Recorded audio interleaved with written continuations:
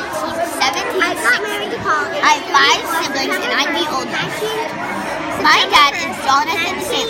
My mom is Deborah Bradford Sampson. My dad is a sailor. So when I was little, he died in a shipwreck. A couple days later, my mom got really sick, so she couldn't take care of her 6 children. She cried all night at the thought of it, but she knew that for their own good, she would have to send her children away in the morning. She decided to send me to her cousin, Miss Fuller. Miss Fuller was a jolly old woman who always knew how to make me happy. She taught me how to bake, spin, weave, write, and even read. I loved the hours of reading lessons. She would bake me cookies, tuck me into bed, and play with me to my heart's content. But everything was good for 3 years. But until Miss Fuller came fatally ill. 3 days later, she died. Mom is still too sick to take care of me, so she sent me to Miss Thatcher, who was the only one who would take me in. Miss Thatcher was rich, but 80 and too old to do anything. I had to cook, clean, and keep the fire going at age 8. Every day I grew paler and paler, and Miss Thatcher became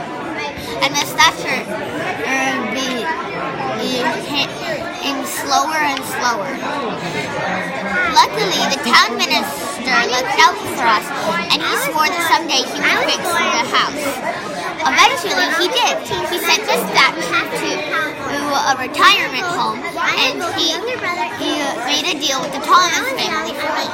The deal was that they would give me food, water, a bed to sleep in, and shelter, and in return, I would help around the house, tend to the farm, and take care of the 4 little boys. This deal would stay for 10 years. Mr. Thomas wanted his 4 sons to know how to use money, so he gave them each sheep to raise and sell. It took some begging, but finally he gave me a sheep too. We were allowed to keep the money we earned from selling our sheep. I too raised and sold my sheep, and I too was allowed to keep the money I had earned. I wrapped the money that I had earned in a handkerchief for safekeeping.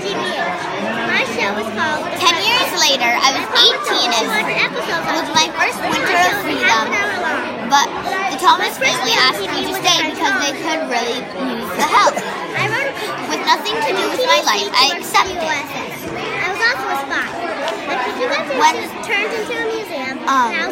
When spring came, they asked me to stay until summer came because of the new baby coming into the family. Once again, I accepted. August 12, 2010.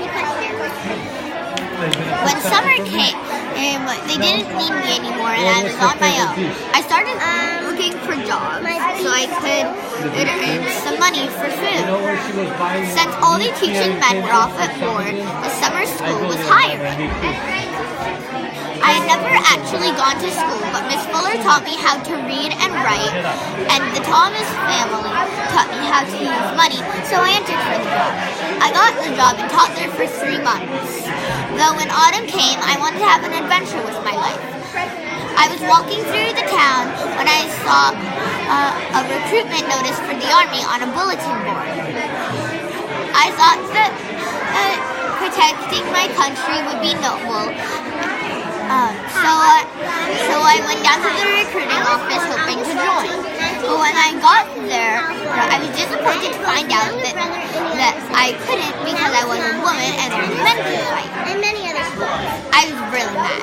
I decided that I would use the money that I had earned from the sheep that I had raised and sold to buy men's clothing. And in my spare time, I would practice speaking in a deep voice like a man. Then maybe they would let me in. After a couple of months of practice, I finally thought I was ready.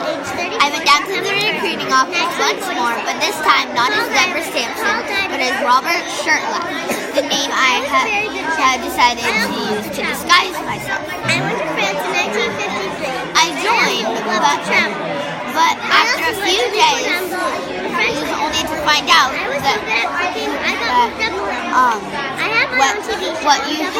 the things that we had to do to protect our country. We had to wake up really early, we had to train really hard, and we had to go on marches no matter the weather. One time, I was riding my horse down a path with a couple other soldiers, and when suddenly, some British soldiers started chasing after us. They started shooting, and the horses got spooked and started running in all directions. Any questions? No, but I'm very proud of the transitions that... I fell, one of the British soldiers shot my leg and I fell off my horse. Another American soldier came over to try and help me, but I told him to go on and save himself.